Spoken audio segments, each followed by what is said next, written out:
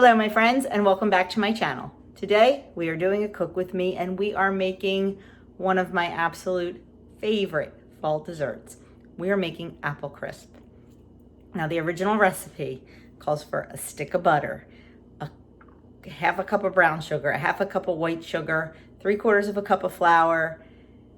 It's a lot of points. So by using light butter, monk fruit sweeteners, we can get the points down considerably. And like I said, it is one of my favorite desserts. So I am really looking forward to it. So let's get started making this apple crisp because it is our dessert for tonight. The ingredients we need, we're gonna need 4 cups of apples peeled and sliced.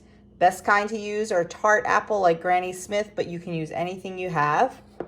We're gonna need 3/4 of a cup of all-purpose flour, half a cup of 0 point brown sugar. This is the Swerve brown sugar. It is 0 points for any amount. And then we're gonna need a half a cup of granulated sugar replacement. This is the Lakanto monk fruit, 0 points for any amount. We're gonna need 1 teaspoon of cinnamon, and we're gonna need a half a cup of light butter, soft but not melted. And that's all we need for this. Let's get it started. So the first thing we need is casserole dish, and I sprayed it with nonstick spray. And then I am going to put the apples in. And as you know, I am allergic to raw apples, so I can't touch them. I need to use something to swoosh them around.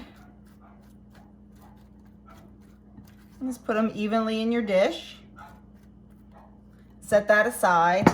Oh, and while you're at it, you can preheat your oven to 350. I forgot to do that. Then we're gonna get started on the topping. Now I know being on purple, I could probably use oatmeal in place of the flour, but this is my mama's recipe and I'm already messing with it enough by using light ingredients, so I don't wanna get rid of the flour. We need 3/4 cup of all-purpose flour. Forgot the cup. I thought I was so prepared. I prided myself on being so prepared for this, but yeah, well, it's me. And then we're gonna need half a cup of the brown sugar and a half a cup of the granulated sugar. Now you could use all of one or all of the other. I really like the taste when they're mixed. I just think it gives it that little something. I'm gonna pack it, but I'm not gonna firmly pack it.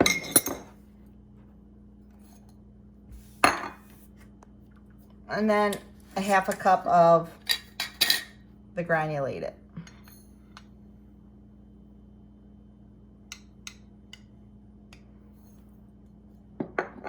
Then 1 teaspoon of cinnamon.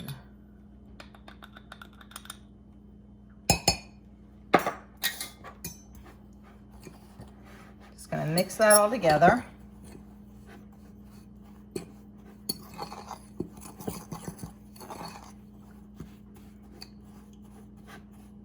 Just make sure your brown sugar's not too lumpy and that it's well mixed.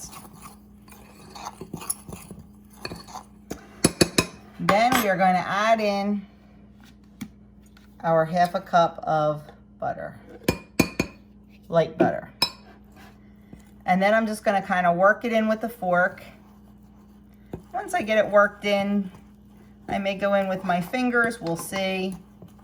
But basically you just want a nice crummy topping. It is going to be a little on the moist side. That's okay.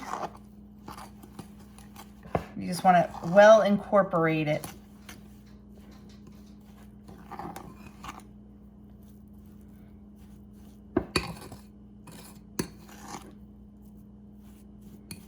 Like that.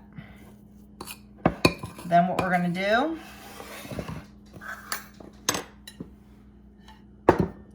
is we're going to take it with our fingers and we're just going to break it over the top of the apples.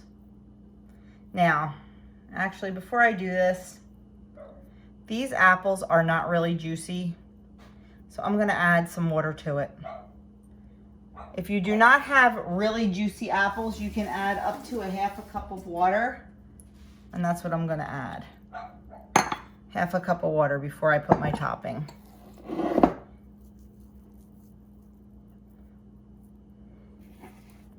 And you just kind of right over the top.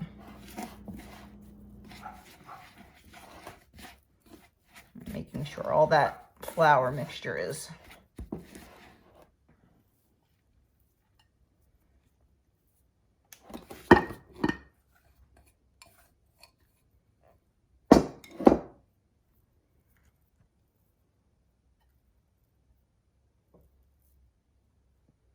spread it out as evenly as you can. Now, I'm not gonna lie, back in the day, the pre-WW days, this was, like I said, my favorite fall dessert. I used to double the topping because in my world, butter and sugar, yeah, that's the best part. But we're not gonna do that anymore. We're going to learn to appreciate what we have. So there we go. And that is all you have to do. It is ready for the oven. We're gonna put it in the oven at 350 degrees for about 30 minutes.